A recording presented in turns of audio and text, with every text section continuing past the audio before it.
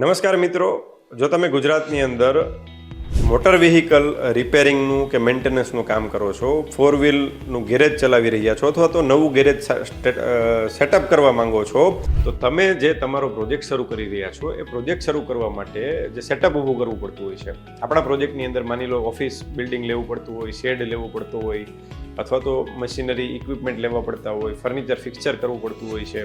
તો આ બધા જ જે ખર્ચા આપણે કરીએ છીએ, કેપિટલ કોસ્ટ કરીએ છીએ, કેપિટલ એક્સપેન્ડિચર કરીએ છીએ.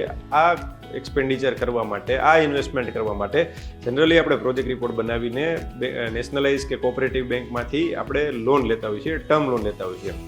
જો આ ટર્મ લોન તમે તમારા પ્રોજેક્ટ માટે લીધેલી છે અથવા તો લેવાનું વિચારી રહ્યા છો, તો તમને એમાં 5% 5 વર્ષ માટે, 6% 6 વર્ષ માટે અને 7% 7 વર્ષ માટે એવી રીતે ઇન્ટરેસ્ટ સબસિડી મળે છે. ચાલો સમજીએ આપણે એ કેવી રીતે મળે છે. જે તમારા પ્રોજેક્ટનું લોકેશન છે એ લોકેશન ઉપર આ બધું આધારિત હોય છે. આ લોકેશનની વિગત પણ તમને હું સમજાવી દઉં છું. ગુજરાત આત્મનિર્ભર સ્કીમ 2022 અંતર્ગત ગુજરાતના અલગ અલગ તાલુકાઓને અલગ અલગ કેટેગરીમાં ડિસ્ટ્રીબ્યુટ કરેલા છે. જેમ કે આપણે કેટેગરી 1, 2 અને 3 એવી રીતે કરેલા છે. માની લો કે તમે રાજકોટ તાલુકા અને રાજકોટ જિલ્લા, રાજકોટ સિટીની વાત કરો છો તો એ કેટેગરી 3માં આવે છે. ગોંડલ તાલુકો અને એની વાત કરો છો તો કેટેગરી 2માં આવે છે. પણ ચોટીલાની વાત કરો છો તો ચોટીલા તાલુકો જે છે એ કેટેગરી 1માં આવે છે.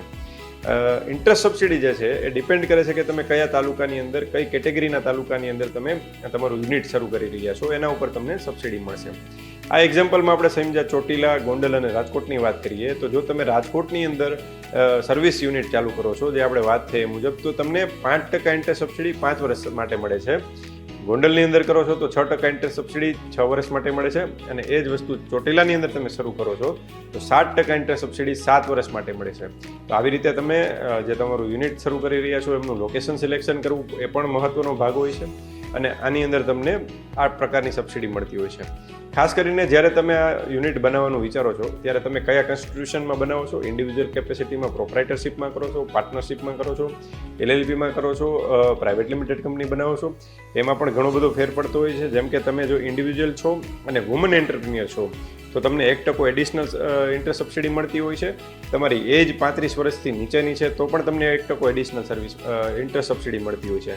જેમ કે તમને 5% મળવાપાત્ર છે રાજકોટની અંદર, તો એ 5% વાળા વુમનના કેસમાં 6% થઈ જાય, અને એ વુમન 35 વર્ષથી નીચે હોય તો 7% થઈ જાય. મેલ કેન્ડિડેટ હોય, મેલ એન્ટરપ્રિન્યોર હોય અને એ કરે છે 35 વર્ષથી નીચે છે તો એમને પણ 5% પ્લસ 1% મળે છે. LLP કે પ્રાઇવેટ લિમિટેડ કંપનીને DPIITનું રજિસ્ટ્રેશન એટલે કે સ્ટાર્ટઅપનું રજિસ્ટ્રેશન કરીને જો તમે શરૂ કરો છો તો એવા કેસમાં પણ 1% એડિશનલ તમને મળતો હોય છે. આ ઘણા બધા પ્રકારે તમે ઇન્ટરેસ્ટ સબસિડીનું પ્લાનિંગ કરી શકો છો અને વધુમાં વધુ ઇન્ટરેસ્ટ સબસિડીનો તમે 5%થી લઈને આમ કેલ્ક્યુલેટ કરો તો 9% સુધીનો લાભ લઈ શકો છો. પણ મેક્સિમમ જે તમે લાભ લ્યો છો એ બાદ કરતાં જે તમારી ટર્મ લોન છે એમાંથી 2% ઇન્ટરેસ્ટ તો તમારે ભોગવવું પડે છે. એટલે કે 10%ની લોન હોય તો વધુમાં વધુ 8% ઇન્ટરેસ્ટ સબસિડી લઈ શકાય. તો આ ઇન્ટરેસ્ટ સબસિડીની આપણે વાત કરી. આની અંદર ખાસ જોવું એ પડે કે જે તમે ટર્મ લોનનું ઇન્સ્ટોલમેન્ટ પે કરો છો અને એની અંદર જે ઇન્ટરેસ્ટ પે કરો છો એ ઇન્ટરેસ્ટ જ તમને સબસિડી તરીકે પાછું મળશે. પેનલ ઇન્ટરેસ્ટ કે અધર ચાર્જિસ પેમેન્ટ કરેલા હશે તો એ નહીં મળે. તમે જો ડિફોલ્ટ કર્યો છે કે ભાઈ કોઈ કારણોસર હપ્તા નથી ભરી શક્યા, ડિફોલ્ટ થયેલો છે, તો ડિફોલ્ટ પીરિયડનું ઇન્ટરેસ્ટ છે એ પણ સબસિડી રૂપે તમને પાછું મળશે નહીં. અને આવા સર્વિસ યુનિટને ખાસ કરીને 10થી વધારે લોકોને એમ્પ્લોયમેન્ટ આપવું ફરજિયાત છે આ યુનિટ કરો છો ત્યારે. અને GST નંબર લેવો ફરજિયાત છે. તમારું સોફેક લાઇસન્સ હોય તો સોફેક લાઇસન્સ લેવું જરૂરી છે. ઉદ્યમ રજિસ્ટ્રેશન કરવું જરૂરી છે. તો આ બધા જ લાઇસન્સો અને 10 લોકોનો રોજગાર અને જે GSTની વાત છે તમે ફૂલફિલ કરો છો તો તમારું યુનિટ જે છે એ સબસિડી મેળવવાને પાત્ર છે. જો તમે તમારા સર્વિસ યુનિટની અંદર સબસિડી લેવા માંગો છો તો તમારે નેશનલાઇઝ બેંક, કોઓપરેટિવ બેંક કે પ્રાઇવેટ બેંકમાંથી જ લોન લેવી પડશે. NBFCમાંથી લીધેલી લોન છે એ સબસિડી મળવાને પાત્ર નથી થતી. તો ખાસ કરીને બેંક સિલેક્શન વખતે પણ તમારે ધ્યાન રાખવું પડશે. અને ખાસ જે એમ્પ્લોયમેન્ટ તમે 10 લોકોનું આપો છો એમાંથી 85% લોકો જે છે એ લોકલ ગુજરાતના હોવા જોઈએ અને બાકીના લોકો છે બહારના હશે તો ચાલશે.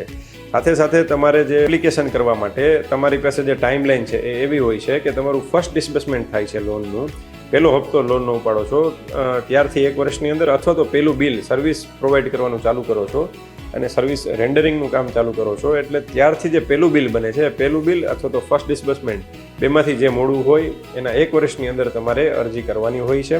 અને આ અરજી કર્યા પછીની જે કંઈ પ્રોસેસ છે ગવર્મેન્ટની અંદર એપ્લિકેશન સેન્કશન થવાની, ડિસ્બર્સમેન્ટ થવાની એ પ્રક્રિયા ચાલતી હોય છે. તો ખાસ કરીને આ બધા આ સર્વિસ પ્રોવાઈડરો જે છે એ આ ઇન્ટરસબસિડીનો લાભ લે ગુજરાતની અંદર, એવી હું સૌને વિનંતી કરું છું. હું રાજેશ સવનિયા, એડરોડ કોર્પોરેશન, રાજકોટ. અને વધુ માહિતી મેળવવા માટે અમારી યુટ્યુબ ચેનલ રાજેશ સવનિયા વિઝિટ કરો.